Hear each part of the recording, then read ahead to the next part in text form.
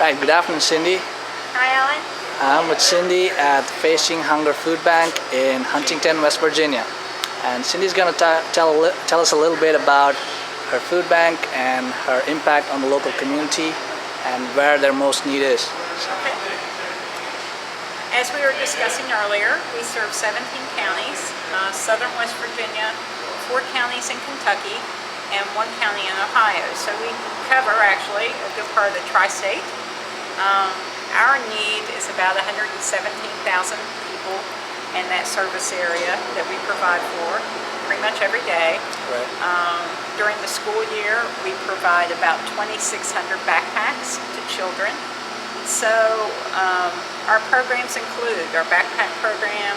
Right now we're in the midst of our summer feeding program for children. The same kids that get backpacks in the school year will get lunch from us. Okay. And we're also doing the senior produce program where we're visiting 4 high-rises to be able to dispense produce that they otherwise might not be able to access. So other than that, we serve 223 agencies with a range of food needs from like 9,300 meals a month down to maybe they serve 100 families in the course of a month. So our need is varied. And our agencies, appeal to us for each of those needs. And so we work real hard to get those taken care of. Awesome. We were talking earlier about, some of the food banks are really well funded and some of the food banks in a poor area are not well funded, and it becomes worse when there's not enough budget to advertise or, get the word out on media.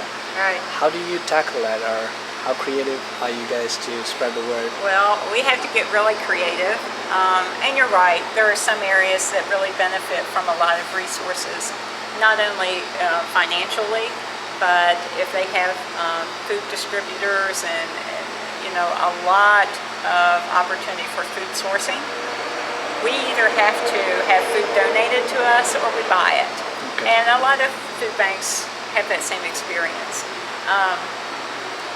We have about 17 staff, a couple part-time people. So whereas other people have a lot more staff, we've just learned how to do things more efficiently.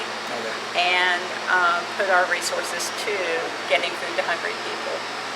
We do have a lot of community support, but the one thing that we really could use a lot more of is volunteer help.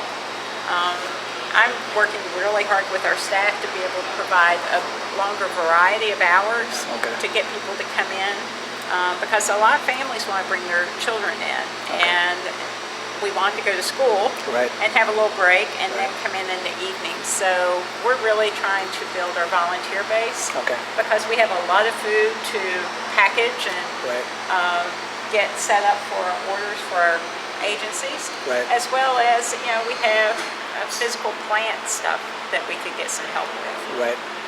So if I'm a person of great wealth or power in a community, how can I help you?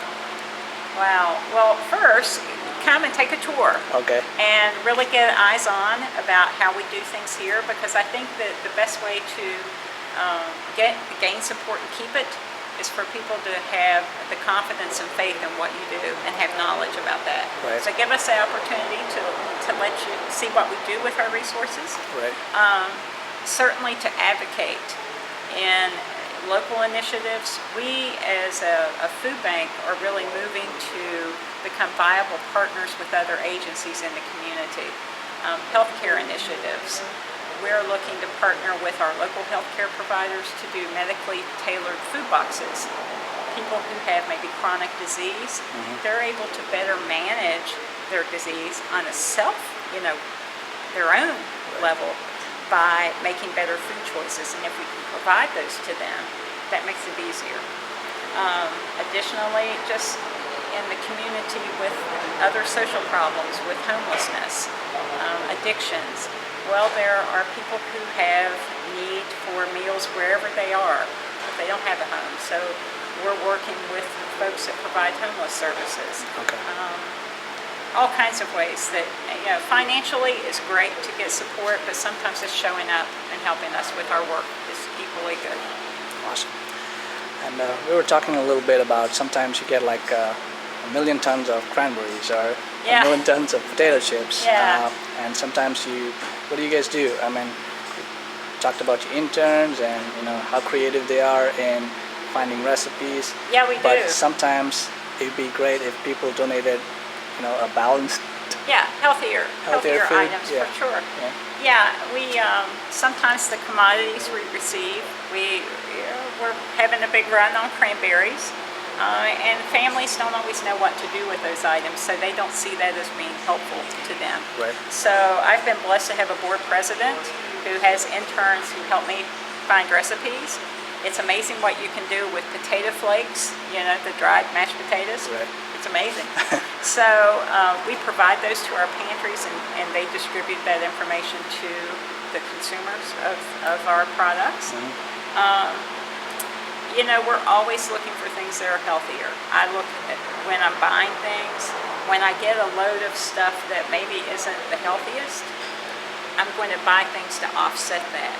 So I'm always looking for lower sodium soups, kind of clean protein, not just peanut butter, but sometimes beans are really a good thing to have, and things that are meal extenders. That canned beans can be used in soups, they can be used in chili, they can be eaten alone. So I'm looking all the time about how to counter and get foods that we encourage. We got a cooler a little less than a year ago. Okay. That helps us to be able to keep perishable items.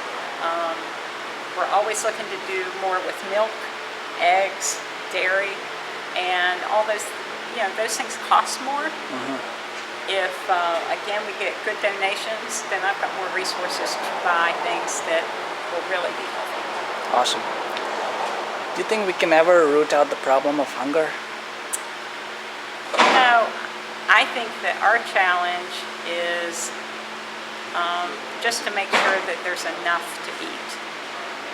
There may be, by nature of personal choices or location, that people may experience hunger, but we just need to make sure that they have access to food and that the food they have access to will fill them. Okay. Not wasted calories, not foods that create health problems, but that sustain. Protein is always going to make you feel fuller longer. Okay. So if we work on that, we'll sure give it a big fight. All right. Yeah. Awesome. Thank you, Cindy. Thank you very much for your time. Oh, no problem. All right.